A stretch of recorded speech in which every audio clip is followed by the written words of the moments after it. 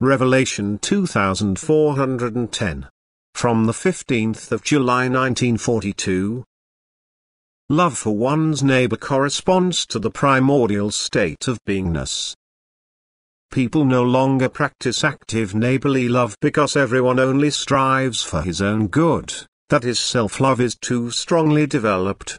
This attitude of people is contrary to the original nature and original purpose, for the being emerged from love and its activity should be the working of love. It emerged from God's all-encompassing love and should radiate love again. Human love, however, is small and narrowly limited. It only extends to its own body, thus it is not gratifying but only demanding. It is not giving but always demanding, and it will never be equal to divine love. Active neighborly love corresponds more to the original state and the original determination of the being, and therefore only through it can the being free itself from self-love and come closer to the original state again. It is selfless and only wants to please, and consequently it must be of divine origin, thus it must flow from a heart which feels connected to God and can thereby receive God's emanation of love. Divine love constantly distributes, just as active neighborly love is also a constant distribution of what the human being himself possesses or receives.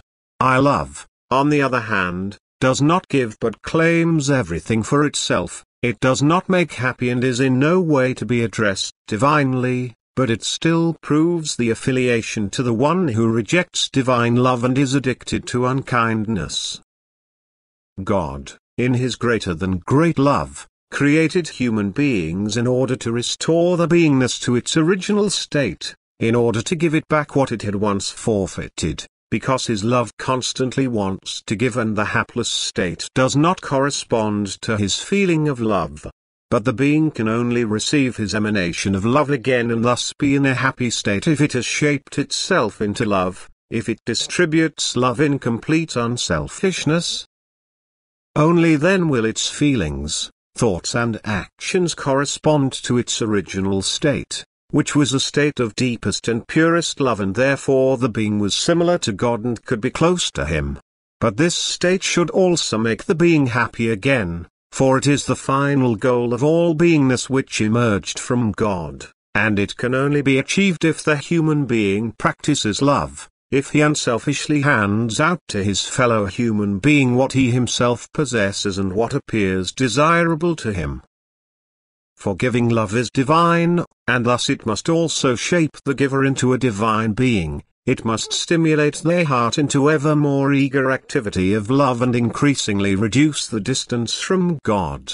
The loving human being must find unity with God through his activity of love and be seized by divine love which permeates him ever more until the being has completely become love, until it is again what it originally was.